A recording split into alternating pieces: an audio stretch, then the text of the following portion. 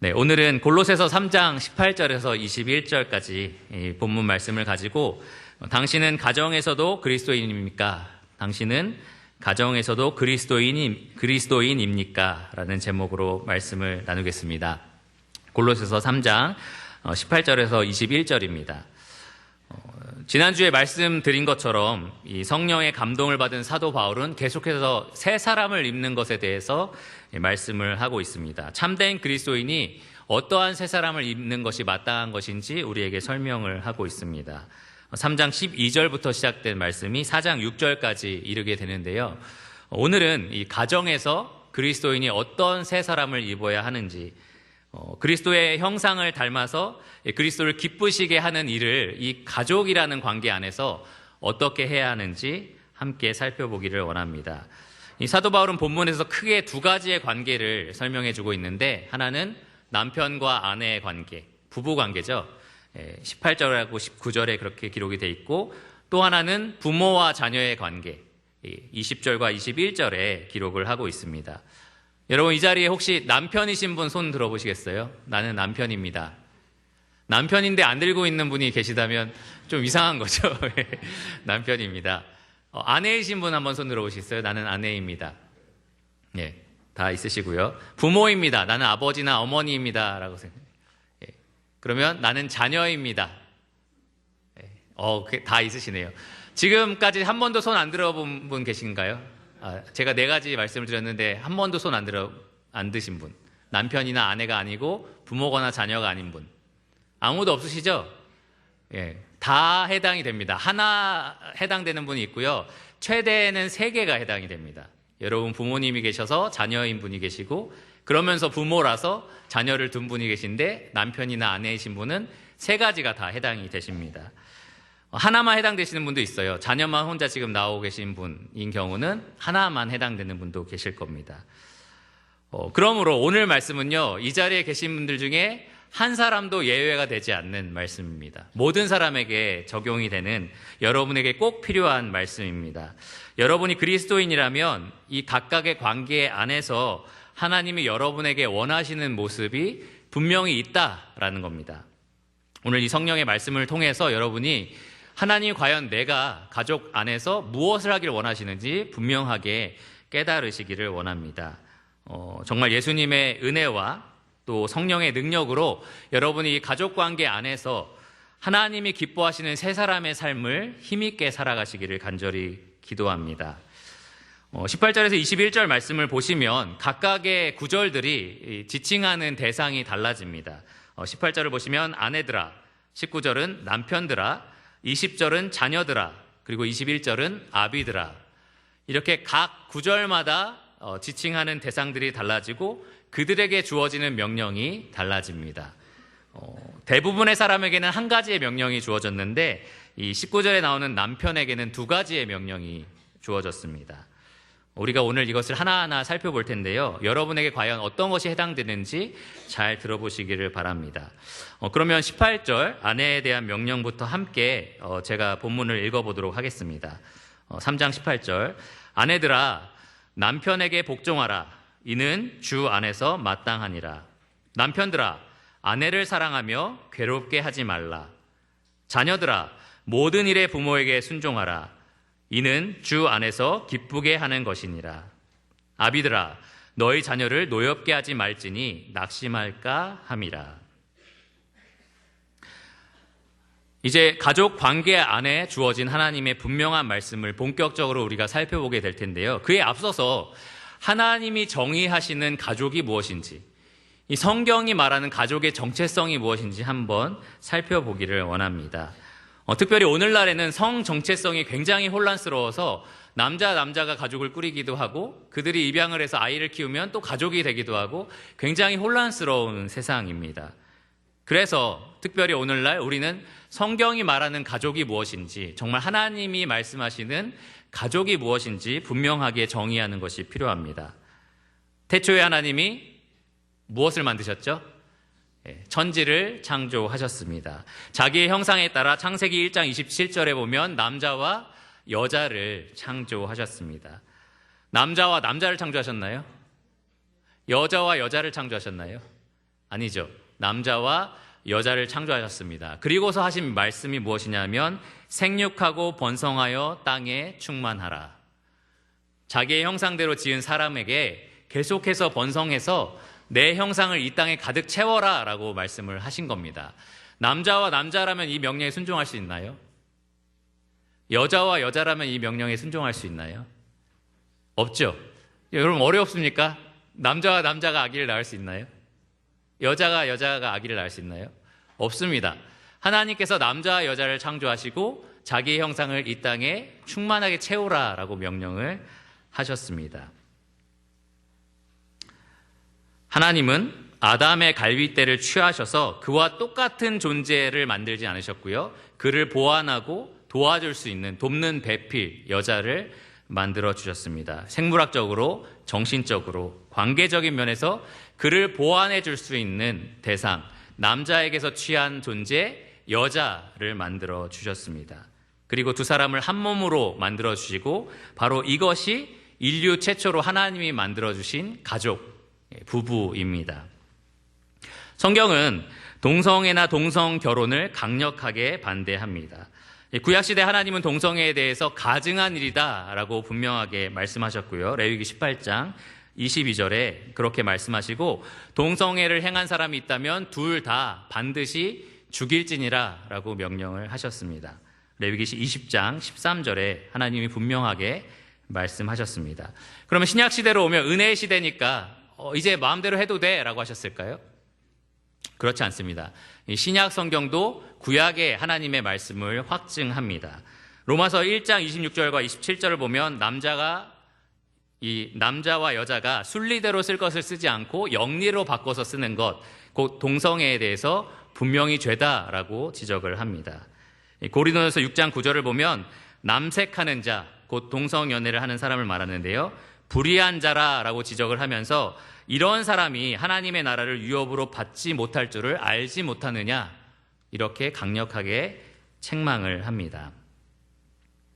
오늘날 사람들은 이 동성연애에 대해서 혹은 동성결혼에 대해서 본능적이다라고 생각을 하는데요. 사실 무엇이 옳고 그른 것은 본능이 결정하는 것이 아니라 하나님의 말씀이 결정합니다.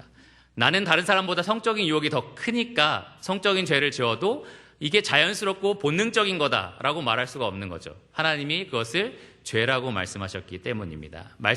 이와 마찬가지로 동성에 대한 그러한 유혹이 강한 사람이라도 하나님이 그것을 죄다라고 말씀하셨기 때문에 그렇게 해서는 안 됩니다. 결론적으로 하나님께서는 성경을 통해서 가족을 이렇게 정의하셨는데요. 한 남자와 한 여자가 부모를 떠나 한 몸을 이루는 것. 남녀 두 사람이 부모에게서 독립하여 하나로 연합한 관계. 하나님이 짝지어주셔서 사람이 함부로 나눌 수 없는 하나님 앞에서 맺은 언약의 관계. 그것이 바로 성경이 정의하는 가족입니다. 혹시 궁금하신 분들은 성경에 보면 한 남자와 여러 이 여자가 결혼한 경우도 있지 않습니까? 이렇게 물어보실 분이 있을지도 모릅니다. 일부 달처제에 대한 얘기인데요. 성경에는 분명히 일부 달처제에 대한 기록이 있습니다. 하지만 성경이 그것을 지지하거나 권장하지는 않습니다. 여러분 성경의 기록을 보시면 많은 아내를 둔 가족이 되게 행복하게 사는 경우를 거의 못 찾아보실 겁니다. 대부분은 많은 문제가 일어나고요. 많은 죄가 일어나고 많이 그것 때문에 고통스러워합니다. 성경이 지지하고 정의하는 가족은 한 남자 그리고 한 여자가 이 부모를 떠나서 하나가 되는 연합하는 그러한 관계, 언약의 관계, 그것이 이 성경이 정의하는 가족입니다. 그러면 이 성경이 정의하는 가족 안에서 각각의 구성원들이 해야 할 것이 무엇이냐, 하나님 무엇을 원하시는지 이제부터 하나씩 살펴보겠습니다. 먼저 아내의 역할과 의무입니다. 아내이신 분 아까 손 들으셨죠? 여러분이 가족 안에서 무엇을 하기를 원하시는지 하나님이 분명하게 18절 말씀에 이렇게 말씀하셨습니다. 아내들아 남편에게 뭐라고요? 복종하라. 이는 주 안에서 마땅하니라. 이렇게 기록이 되어 있습니다. 이 부부관계 속에서 아내의 역할이 뭐라고요? 복종입니다. 이 아내가 남편과의 관계에서 해야 할 일, 입어야 할 세 사람의 옷은 바로 복종입니다. 이것이 아내의 이 부부관계 안에서의 역할입니다. 혹시 지금 아내 옆에 남편이 같이 앉으신 분들은 손으로 치면서 봤지? 복종해. 내가 한 말에 무조건 따라야 돼. 이렇게 명령하면 무조건 순종하라고 오늘 들었지? 이렇게 생각하시는 분이 혹시 있을지도 모릅니다. 군대식으로 하라면 해. 내가 남편이야. 이렇게 생각하시는 분이 혹시 있을지도 모르는데요. 하지만 여기 주어진 명령 복종이라는 말은 20절에 나오는 자녀들에게 주어진 명령 순종과는 다른 의미입니다. 또 22절에 종들에게 주어진 명령 순종하라. 이것과도 다른 의미입니다. 조금 더 가벼운 의미이고요. 또 중요한 것은 자발적으로 복종하라 라는 의미를 가지고 있습니다. 자발적인 복종입니다. 이 하나님이 남편에게 두신 권위를 인정하는 마음으로 스스로 자기 자신을 자발적으로 복종하는 위치에 두는 것, 그것이 이 아내들이 입어야 할 새 사람의 옷입니다. 마치 예수님께서 이 빌립보서 2장 7절 말씀해 보면 그는 근본 하나님의 본체시나 하나님과 동등됨을 취할 것으로 여기지 아니하셨다. 이 예수님의 모습처럼 이 아내들은 내가 남편과 동등한 입장이지만 스스로 그것을 취할 것으로 여기지 않고 낮추는 것, 이 권리를 내려놓는 것, 복종하는 자리에 가는 것, 그것이 이 아내가 해야 할 역할입니다. 오늘날에는 이러한 말씀들이 조금은 과하다, 아내한테 너무 과한 거 아닌가라는 느낌을 가질지 모르겠는데요. 이 당시에는 아내에 대한 명령이 성경에 기록되어 있다는 것만 해도, 그것도 자발적인 순종을 하라라는 걸로 기록된 것만 해도 굉장히 충격적이었을 겁니다. 왜냐하면 그 당시 문화에서 여성의 입장이, 이 여성의 권위가 굉장히 낮았기 때문입니다. 이 당시 문화에서는 여성의 권위를 굉장히 인정하지 않는 분위기였는데요. 예를 들면 철학자 플라톤은 이 남자가 비겁한 삶을 살게 되면 다음 생에 여자로 태어난다, 이런 말을 했습니다. 여러분, 플라톤을 갑자기 싫어하게 되겠죠? 그리고 아리스토텔레스는 이런 말을 했습니다. 여자는 자유인 남성과 노예 사이 그 중간 어디쯤에 있다. 지금 누가 뭐라고 한 건가요? 예, 자유인 남성과 노예 그 중간 어디에 있는 게 여자다, 이런 말을 아리스토텔레스가 했습니다. 이 당시에 이 철학자들이 이야기한 것뿐만 아니라 이교도 문화 자체가 여성을 약간 물건 취급하는 경우도 있었고요. 이 남성의 힘과 권력을 가지고 억압하는 존재로, 그래서 남성이 원하는 대로 이용할 수 있는 존재로 많이 삼았던 그러한 문화가 이 이교도 문화권에 많이 팽배해 있었습니다. 남성의 욕구나 욕심을 채우는 존재로 여자들이 많이 이용을 당했었습니다. 여러 가지 차별을 받기도 했고요. 핍박을 받기도 했습니다. 그럼 유대교는 여성을 되게 존중했을까요? 유대교는 어떤 전승에 따르면 아침에 하는 기도 중에 하나님 여자로 태어나지 않게 하셔서 감사합니다, 이런 기도가 있다고 하더라고요. 유대교 역시 여자들을 굉장히 낮게 보는 그러한 문화가 있었습니다. 최악이 어디냐면 이슬람교인데요. 이슬람교는 여자는 무슨 일이 있어도 남자보다 앞서서 걸어서는 안 된다라는 규칙이 있습니다. 다만 예외가 하나 있습니다. 앞에 지뢰가 있을 때는 여자가 앞에 걸어도 된다. 너무 이상하죠? 끔찍하죠? 예, 그러한 문화권에 있었는데요. 하지만 이 성령 하나님께서 그러한 문화권에 있는 사람들에게 하신 말씀은 굉장히 충격적이었을 겁니다. 갈라디아서 3장 28절에 보면 남자나 여자나 다 그리스도 예수 안에서 하나니라. 성경이 가르치는, 하나님이 가르치는 내용은 그 당시 문화를 완전히 뒤집어 놓는 충격적인 진리였습니다. 그리스도 안에서 인격적으로, 본질적으로, 근본적으로 남자나 여자나 다를 것이 없다. 동등하다. 완전히 동등하다. 차별이 없다라고 성경은 분명하게 말합니다. 그러면 왜 아내들에게 복종하라라는 명령을 주었느냐? 그 당시 문화나 오늘날 문화로 볼 때는 뭔가 과하다라는 느낌을 갖지만, 이것은 이 여자들이 무조건 억압을 받아야 된다라는 말이 아니라 이 가정 안에서 이 아내에게 주어진 역할이 복종이다라는 말입니다. 이 성경은 아내 외에도 여러 대상들에게 복종을 명령하고 있는데요. 예를 들어서 남자나 여자나 불문하고 하나님이 이 사회 위에 세우신 권세에 복종하라라는 명령이 있습니다. 로마서 13장 1절에 기록되어 있고요. 또 성도들에게는 하나님이 세우신 교회의 일꾼에게 복종하라라는 말씀이 고린도전서 16장 16절에 기록되어 있습니다. 또 종들은 육신의 상전에게 복종하라라고 디도서 2장 9절에 말씀되어 있습니다. 그러니까 꼭 아내에게만 맡겨진 역할이 복종이 아니라 이 사회 구성에서 하나님이 권위 위에 그 아래 두신 사람들, 그 사람들에게는 항상 복종이라는 역할을 맡겨주셨다라는 겁니다. 잘 생각해 보시면 이 땅에 세워진 정치 지도자들, 권세들이 시민들보다 본질적으로 위대해서 그런가요? 위대해서 복종해야 되는 건가요? 그렇지 않습니다. 그러면 교회의 일꾼들이 제가 여러분들보다 본질적으로 더 급이 다른 사람인가요? 더 뛰어난 사람인가요? 그렇지 않습니다. 혹은 육신의 상전이 종보다 더 위대한 존재인가요? 그렇지 않습니다. 본질적으로 그들은 다 동일합니다. 하지만 이 각자가 맡겨진 역할이 다르다라는 겁니다. 예를 들면 시민의 역할은 순종이고요. 그 위에 세워진 권세의 역할은 시민들을 하나님이 기뻐하시는 대로 잘 인도하는 것입니다. 성도의 역할은 순종이고요. 성도 위에 세워진 일꾼들의 역할은 사랑으로 성도들을 주님이 기뻐하시는 대로 잘 인도하는 것입니다. 주인의 역할은 종의 필요를 돌보는 거고요. 종의 역할은 순종하는 것입니다. 마찬가지로 남편의 역할은 이 집안의 가장이 되어서 하나님이 기뻐하신 대로 가정을 잘 인도하는 것이고요. 아내의 역할은 뭐라고요? 아내의 역할은 복종입니다. 오늘날은 여성 인권을 많이 높여야 된다라는 운동들이 많이 일어나고 있습니다. 페미니즘 같은 운동이 있는데요. 그래서 이 남자와 여자가 동등하다라는 것만 강조하는 것이 아니라 이 복종해야 한다라는 역할까지 다 벗어버리려고 하는 그러한 현상들이 일어나고 있습니다. 사실 창세기 3장 16절에 보면 하나님이 죄의 이 저주 중에 하나로 너는 남편을 다스리려고 할 것이나 남편은 너를 다스릴 것이다, 이렇게 말씀을 하셨습니다. 그러니까 죄의 결과로서 여성이 이 복종하라는 역할을 계속해서 벗어나고 자기가 다스리려는 행동을 할 거다라는 거죠. 오늘날 일어나는 이 운동이 사실은 창세기의 저주부터 시작된 운동 중에 하나입니다. 그러니까 그런 세상의 풍조에 휩쓸리지 마시고요. 아내들은 내가 가정 안에 맡겨진 역할은 복종이다라는 것을 꼭 잊지 마시기를 바랍니다. 하나님이 여러분에게 맡겨주신 옷은 복종입니다.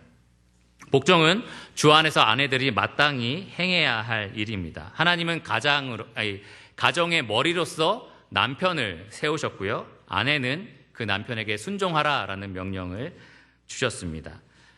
남편이 별로면 어떡하죠? 순종할 만한 사람이 아니야. 좀 인격적으로도 별로고 하나님도 안 믿는 사람이다. 그럴 때는 어떻게 해야 될까요? 버려요? 네. 충격적인 대답을 하셨는데, 베드로전서 3장 1절에 보면 베드로 사도는 이렇게 말을 합니다.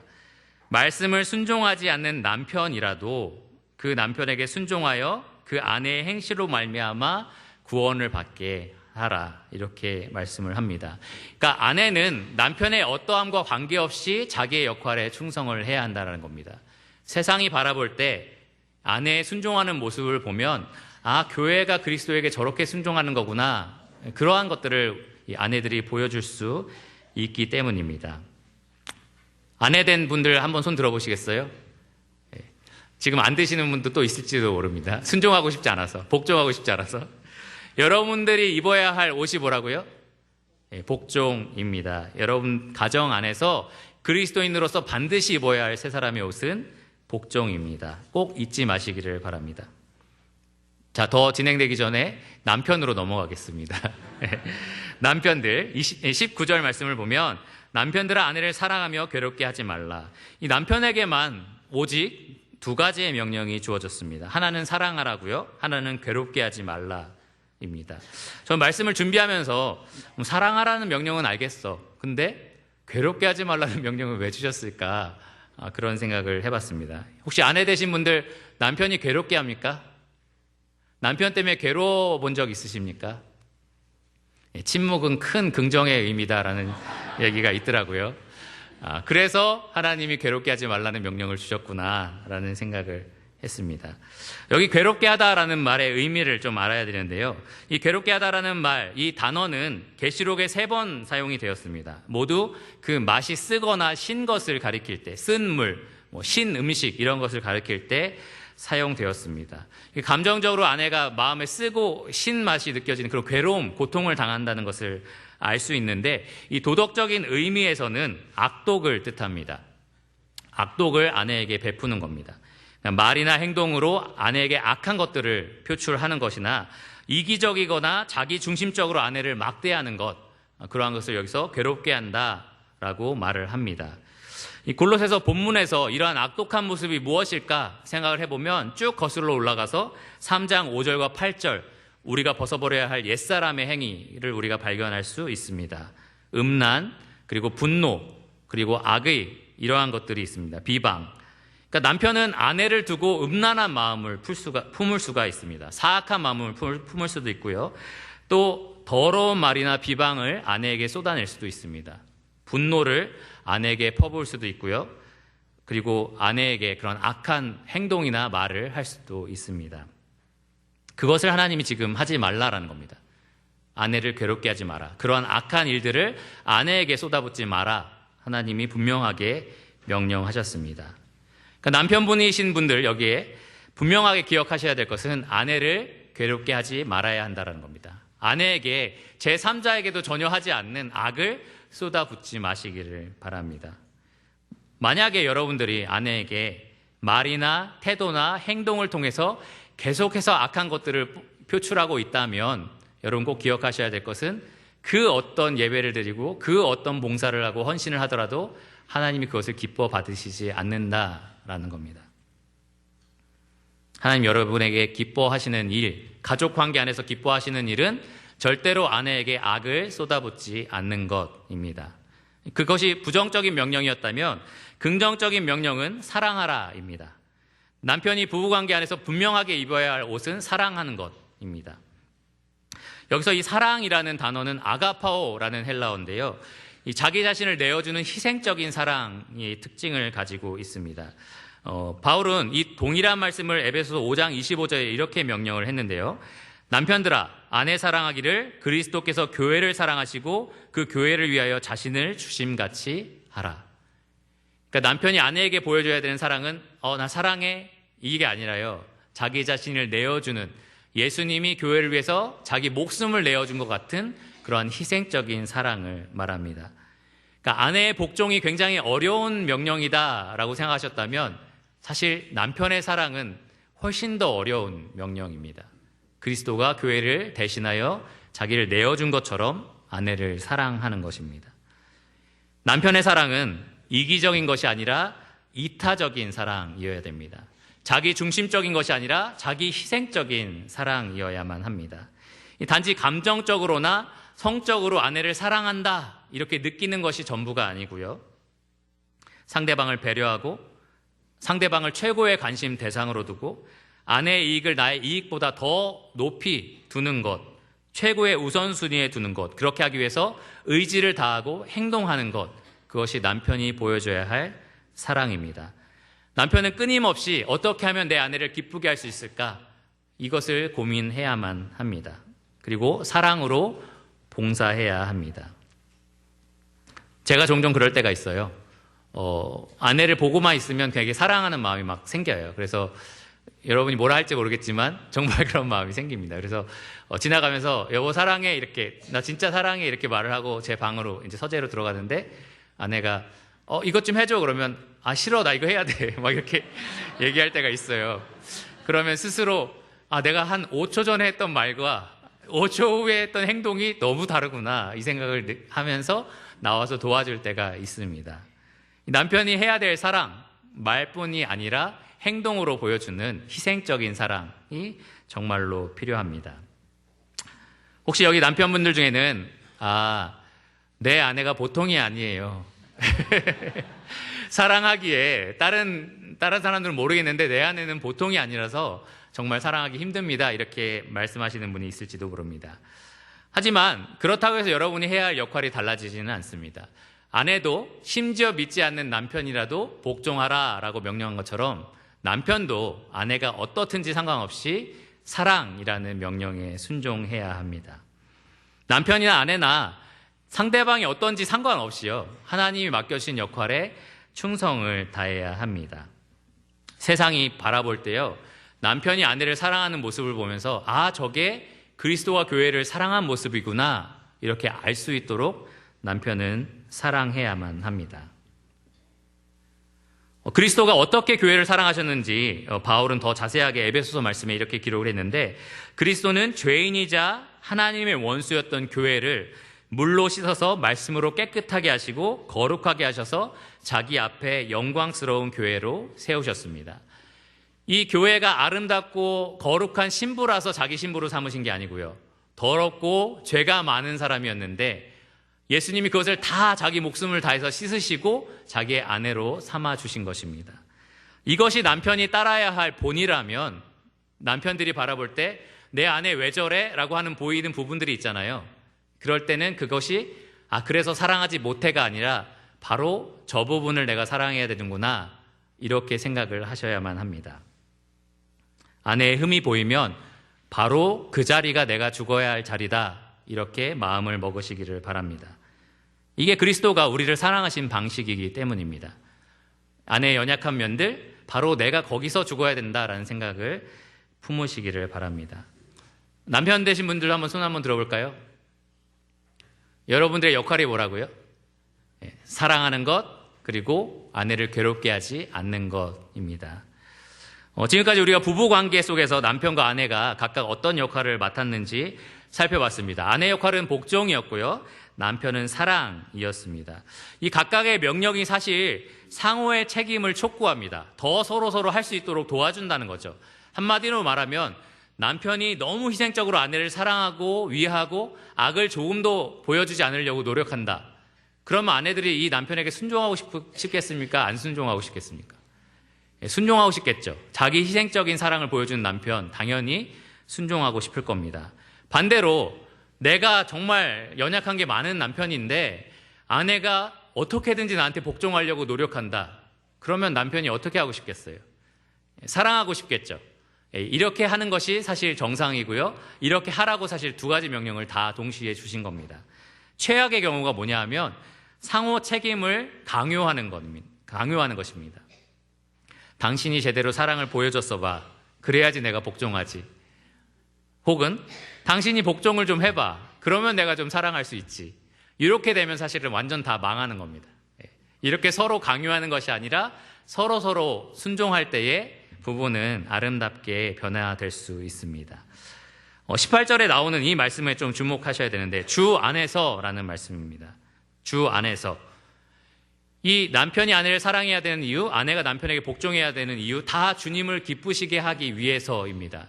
1차적으로 남편과 아내를 위해서가 아니라 1차적으로 주님을 위해서입니다. 그러니까 오직 주님만 바라보고 자기 역할에 충성해야 한다라는 겁니다. 남편이 이러니까, 아내가 이러니까 이걸 따지지 말고요, 오직 주님만 바라보고 주님이 기뻐하시는, 주님이 맡겨주신 그 역할에 충성을 다해야 합니다. 그러니까 남들이, 이 상대방, 내 배우자가 하는 것을 봐서 내가 순종할지 말지를 결정하는 게 절대 아니라는 거죠. 주님을 바라보고 언제나 순종하는 것, 그것이 그리스도인이 해야 할 일입니다. 지난주에 우리가 살펴본 대로 오직 그리스도의 사랑, 그리고 그리스도의 평강, 그리고 그리스도의 말씀, 그리스도의 이름으로 옷 입으시고요, 그리스도를 바라보고 그리스도를 기뻐함으로 순종하시기를 바랍니다. 각각 자기 아내를 사랑하시고요, 각각 자기 남편에게 복종하시기를 바랍니다. 혹시 워룸이라는 영화를 보셨는지 모르겠습니다. 교회에도 있는데요, 빌려가셔서 보실 수 있으면 한번 보시면 좋을 것 같습니다. 이 워룸에는 한 남편이 나오는데 아내를 두고 거의 외도할 뻔한 그러한 남편이 나옵니다. 이 남편이 외도할 뻔했다라는 것을 아내가 알았는데도 불구하고 이혼하지 않고 아내는 계속해서 눈물로 남편을 위해서 기도합니다.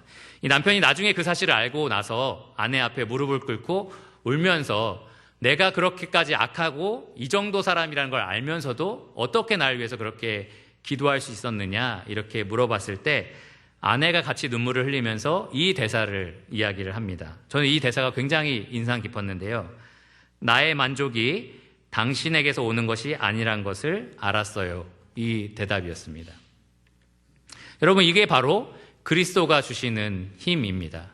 우리는 남편과 아내의 어떠함과 관계없이 오직 그리스도로 말미암아 진심으로 아내를 사랑할 수 있고요, 또 진심으로 남편에게 복종할 수 있습니다.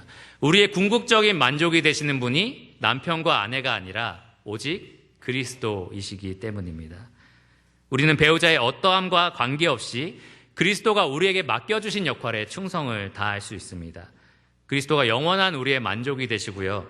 또 부부로서 우리가 각각 해야 할 역할에 필요한 모든 지혜와 지식의 보화가 그분 안에 있기 때문입니다.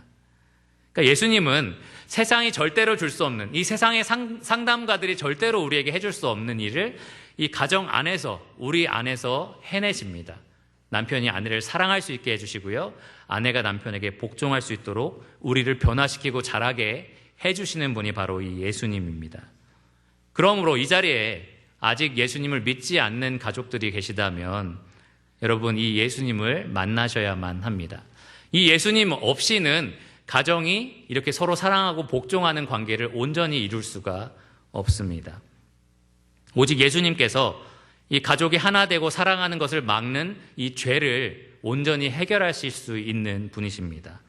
그러므로 아직까지 예수님을 믿지 않는 분들이 계시다면 이 예수님을 여러분과 여러분의 가족의 삶에 초대하시고 또 그 예수님을 믿고 따르시기를 바랍니다. 그 예수님께서 여러분의 가정을 아름답게 바꿔주실 것입니다. 그러면 이제 부모와 자녀 간의 관계를 살펴보겠습니다. 지금 자녀들 오래 기다렸는데요. 여러분 차례입니다. 잘 들어보시기 바랍니다. 이제 부모와 자녀 관계 속에서 자녀의 역할은 무엇인지 한번 살펴보겠습니다. 하나님은 여러분에게 어떤 옷을 입기를 원하시는지 지금 부모님들이 열심히 적고 계시는 것 같은데 좋은 모습입니다. 자녀들이 열심히 적으셔야 됩니다. 20절 보시면 자녀들의 역할이 이렇게 기록이 됩니다. 자녀들아, 모든 일에 부모에게 순종하라. 이는 주 안에서 기쁘게 하는 것이니라. 자녀에게 주어진 하나님의 명령, 바로 순종입니다. 앞서 말씀드린 것처럼 순종은 아내가 보여주는 복종보다 더 강제력을 가지고 있는 명령입니다. 절대적인 순종을 말하고요. 또 모든 일에 라는 말을 여기에 하고 있기 때문에 이 자녀가 부모에게 순종해야 되는 범위가 굉장히 넓다라는 것을 우리가 알 수 있습니다. 참고로 이 본문이 말하고 있는 이 자녀들은 어린이부터 성년 자녀까지를 포함하는 아주 넓은 개념입니다.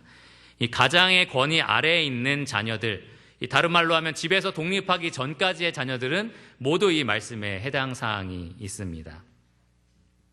그럼 다른 면에서 어떤 부모들은 그러면 독립된 사람들, 결혼해서 이미 독립된 가정을 이룬 사람들 혹은 독립해서 경제적으로 혼자 이제 잘 살아가고 있는 자녀들이 있다면 이 말씀에 순종하지 않아도 되느냐?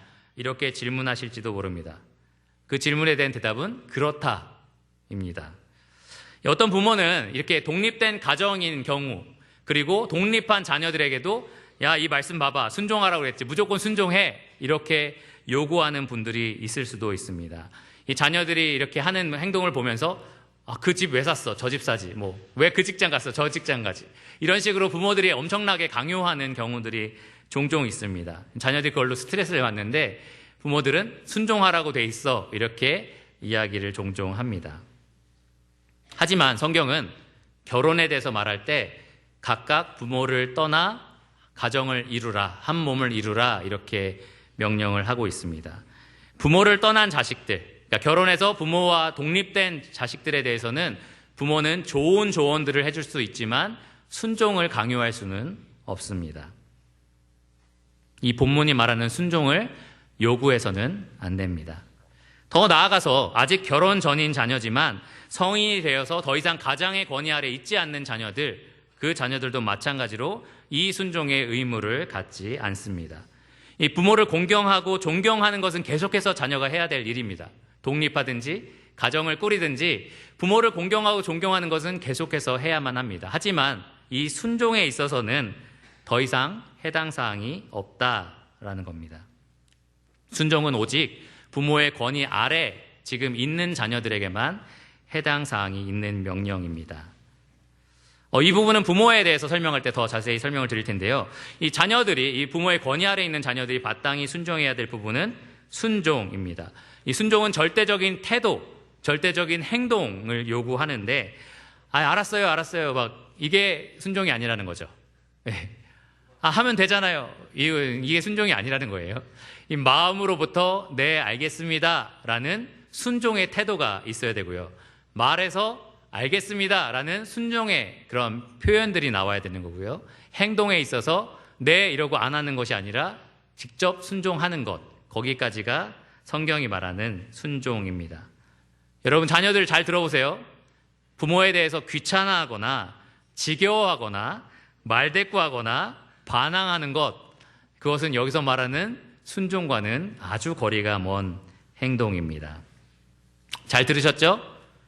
네, 알겠습니다 라는 마음으로, 그 표현으로, 그리고 그런 행동으로 순종하시기를 바랍니다. 내 마음에 드는 것만 순종하는 게 아닙니다. 성경에 보면 모든 일에 순종하라 라고 되어 있습니다. 독립하기 전까지, 그게 너무 힘들면 빨리 독립하세요. 독립하기 전까지 하나님은 이 자녀를 부모의 권위 아래 두셨고요. 그 권위 아래 있는 자녀들이 마땅히 순종해야 될 것은 순종입니다. 이 부모의 말에 순종하지 않는 것은 결국은 그 부모에게 권위를 두신 하나님에게 순종하지 않는 것입니다. 굉장히 무서운 거예요. 여러분, 알았어요, 됐어요 이렇게 말하는 것들이 결국은 내가 하나님께 하고 있는 행동이다라는 생각을 가지셔야만 합니다. 특별히 이 어린 자녀들 중에 예수님 믿는다고 말하는 자녀들 있어요. 나 이제 예수님 믿어요. 나 예수님 알 것 같아요. 하나님에 대해서 알아요. 이렇게 말하면서 부모에게 막대하는 것, 그것은 정말 일치가 되지 않는 행동입니다. 부모를 사랑하는 사람이 이 하나님을 사랑할 수 있고요. 부모를 공경하는 사람만이 하나님을 공경할 수 있습니다. 이 보이는 부모를 사랑하고 존경하지 않는데 어떻게 보이지 않는 하나님을 존경하고 사랑할 수 있겠습니까? 이 성경학자 딕 루카스라는 사람은 이런 말을 했습니다. 성경 안의 이야기들을 보면 버릇없는 자녀들은 하나님을 섬기는 것을 좀처럼 배우지 못한다. 이것이 사실입니다. 이 버릇없는 자녀들, 특히 부모에게 버릇없는 자녀들은 하나님 섬기는 것을 좀처럼 배우지 못합니다. 그러니까 하나님에게서 신실하면서 부모에게는 불신실한, 이 불성실한 아이가 나올 수 없다라는 거죠. 하나님을 사랑한다고 말하면서 부모에게 거역하는 사람은 있을 수 없다라는 겁니다. 그러니까 부모님들도 꼭 기억하셔야만 합니다. 내 자녀가 정말 어려서부터 하나님을 아는 자녀로 자라게 하고 싶다, 그렇게 키우고 싶다라고 하면은 내 말에 네라고 대답하는 아이로, 그 권위에 복종하는 아이로 키우셔야 합니다. 부모의 권위를 무시하는 아이가 하나님의 권위를 절대로 인정할 수 없습니다. 여러분, 바른 길로 인도하기 위해서 그러한 노력들을 하시기를 바랍니다. 그러면 만일 부모가 명백하게 하나님 뜻에 어긋나는 것을 자녀에게 요구한다면 어떨까요?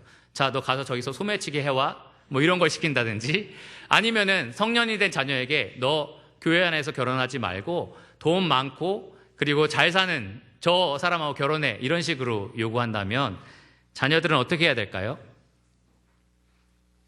그것은 주님 말씀에 따르기 위해서 부모의 말씀에 거역해야 한다라는 겁니다. 20절 후반부를 보시면 주 안에서 기쁘게 하는 것이다, 이렇게 기록이 되어 있습니다. 그러니까 부모에게 순종하는 것이 곧 주 안에서 기쁘시게 하는 것이다. 근데 부모에게 순종하는 것이 주님을 기쁘시게 하지 않는 것이다 라는 것이 분명해질 때는 우리가 부모를 공경하지만 주님의 말씀에 따르기 위해서 부모의 말씀에 거역하는 일을 해야만 합니다.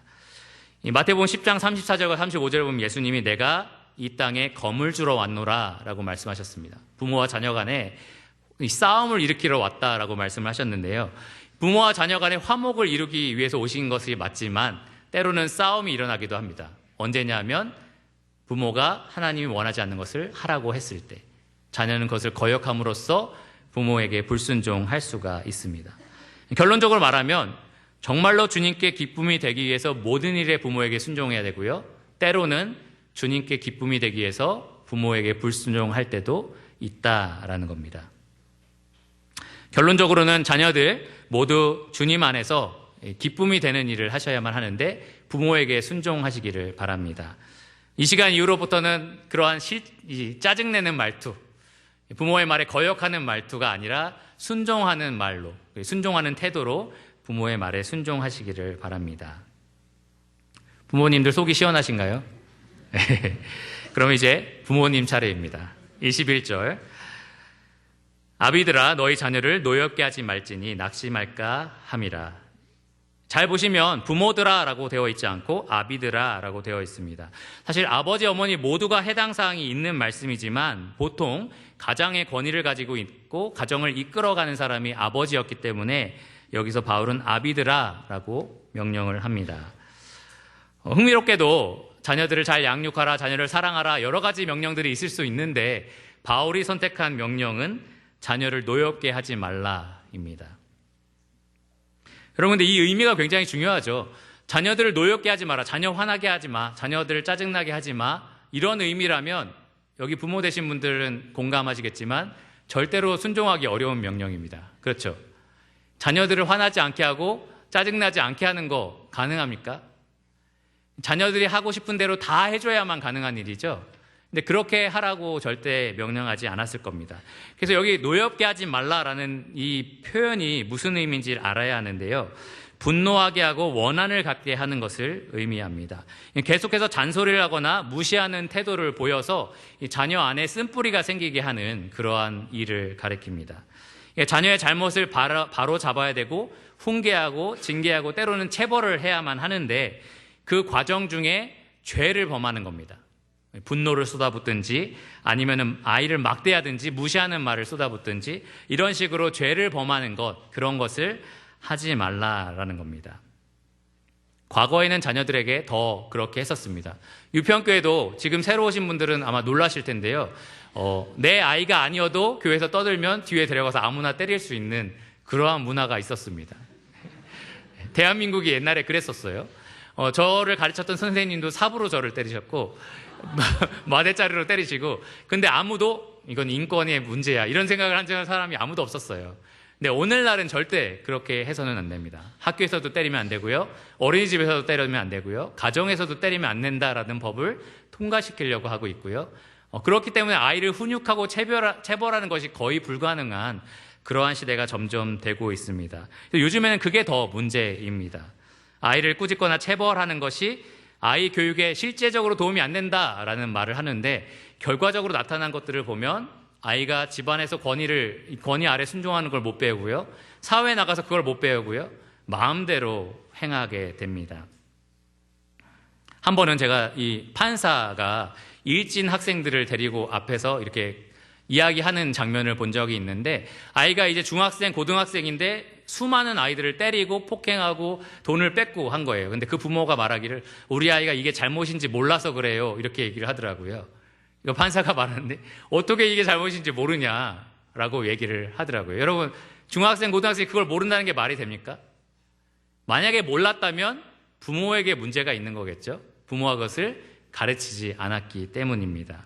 부모는 자녀에게 마땅히 옳은 것을 가르쳐야만 합니다. 에베소서 6장 4절 말씀처럼 오직 주의 교훈과 훈계로 양육해야 합니다. 이 히브리서 말씀에서는 하나님이 사랑하는 자녀인 우리를 어떻게 훈계하시는지 이렇게 말을 합니다. 주께서 그 사랑하시는 자를 징계하시고 그가 받아들이시는 아들마다 채찍질하시느니라. 하나님이 채찍질하지 않는, 체벌하지 않는 영적인 자녀는 사생하다라고 말씀을 하셨습니다.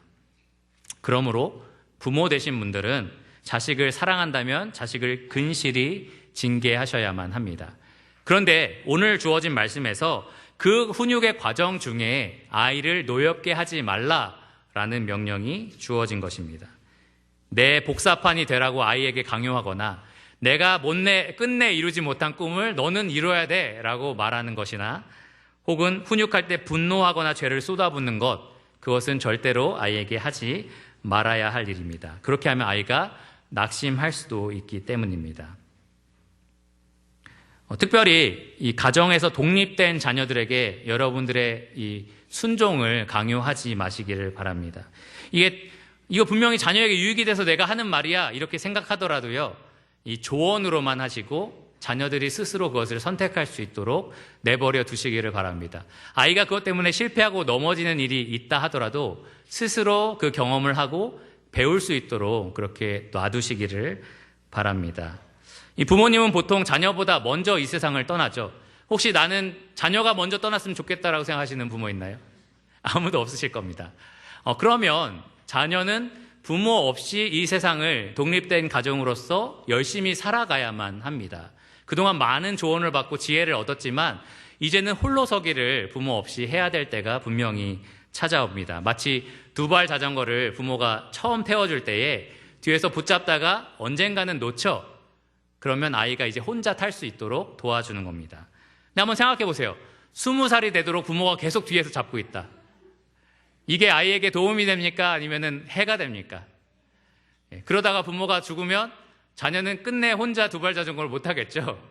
자기가 그런 경험을 해본 적이 없으니까. 마찬가지로 독립된 가정을 꾸린 자녀 혹은 독립된 자녀들에게 여러분의 지혜로운 조언을 해줄 수도 있고 많은 훈계들을 해줄 수 있지만 이제 그 손을 놔주시기를 바랍니다. 순종을 강요하지 마시기를 간절히 부탁을 드립니다. 그들 스스로 주님을 바라보고 주님을 따라서 살 수 있도록 도와주시기를 바랍니다. 지나친 간섭과 통제, 분노와 강요는 이 아이가 낙심하게 만들 수 있습니다. 스스로 자신감을 잃고 스스로 뭘 어떻게 선택해야 되는지도 모르겠고 누군가를 또 의지하게끔 자꾸 만들어 버립니다. 자존감이 굉장히 낮아지고요. 인생을 살아가는 데 있어서 굉장히 힘들게 만들어 버립니다. 그러니까 자녀를 훈육하시되 지혜롭게 하시고 또 사랑으로 훈계하시기를 바랍니다.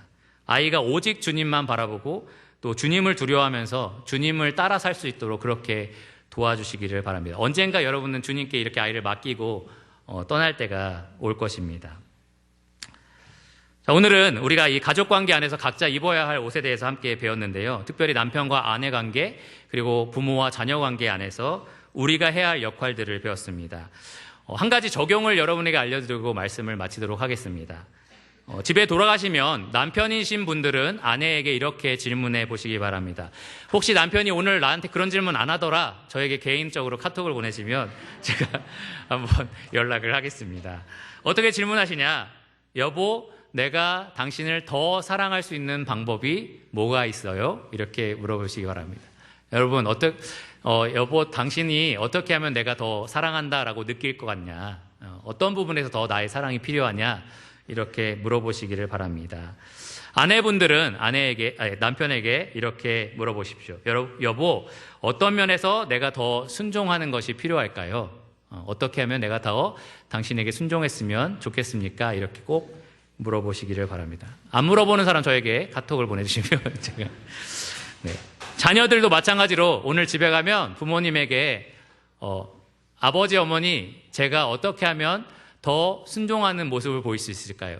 어떻게 할 때 부모님으로서 얘가 참 순종 안 하는구나 그런 걸 느끼시나요? 이러한 질문을 한번 해보시기 바라고요. 마지막으로 부모님들도 자녀들에게 맛있는 거 사주시면서 얘야, 내가 혹시 너를 괴롭게 하고 있지는 않니? 너를 노엽게 하고 있지는 않니? 너의 안에 쓴뿌리가 생기고 있지는 않니? 내가 너를 훈육할 때 혹시 과하게 하고 있는 부분이 있지 않니? 물론 좀 어린 자녀들은 좀 객관적으로 보지 못할 거예요. 자기한테 좀 불리한 걸 그냥 다 얘기할 텐데 잘 알아서 들으시고 고쳐서 아이들을 좀 사랑으로 잘 인도해 주시기를 바랍니다. 이런 질문들을 서로 하시고 하나님 앞에 기도하시면서 실제로 자기들이 맡겨진 역할에 어떻게 충성을 다할 수 있을지 잘 생각해보는 그러한 좋은 주일 오후가 되시기를 간절히 부탁을 드립니다. 하나님 아버지께서 그리스도 예수 안에서 여러분의 가정에 필요한 모든 사랑과 또 순종과 그리고 주의 교훈과 훈계가 가득하게 넘치도록 도와주시기를 간절히 기도를 드립니다. 기도하고 말씀을 마치겠습니다. 주님 감사합니다. 오늘 주님의 사랑하는 가족 안에서 우리가 각자 해야 할 일이 무엇인지 배웠습니다. 주님께서 우리에게 주신 명령은 무거운 짐이 아니라 순종했을 때 우리의 큰 축복으로 임하는 것을 보게 됩니다. 주님, 이 자리에 있는 모든 그리스도인 남편들이 아내를 그리스도처럼 사랑할 수 있도록 도와주시기를 원합니다. 이 자리에 있는 모든 아내들이 교회가 그리스도께 순종한 것처럼 남편에게 순종하는 마음을 주시기를 원합니다. 이 자리에 있는 모든 자녀들이 정말 부모에게 주신 하나님의 권위를 두려워하며 경외하는 마음으로 부모에게 순종하게 하시기를 원합니다. 주님, 이 자리에 있는 모든 부모가 자녀를 사랑하고 또 섬기고 그리고 자녀를 노엽게 하지 않을 수 있도록 도와주시기를 원합니다. 이렇게 하는 일에 있어서 주님께서 우리에게 간절한 위로가 되시고 또 격려가 되시며 힘이 되어 주십니다. 주님만이 우리 각자의 무궁한 영광이 되시며 또 충만한 만족이 되십니다. 오직 주님만 바라보고 주님으로 힘을 얻어서 이 모든 일들을 행할 수 있도록 도와주시기를 원합니다. 모든 것을 예수님 이름으로 감사하며 기도드렸습니다. 아멘.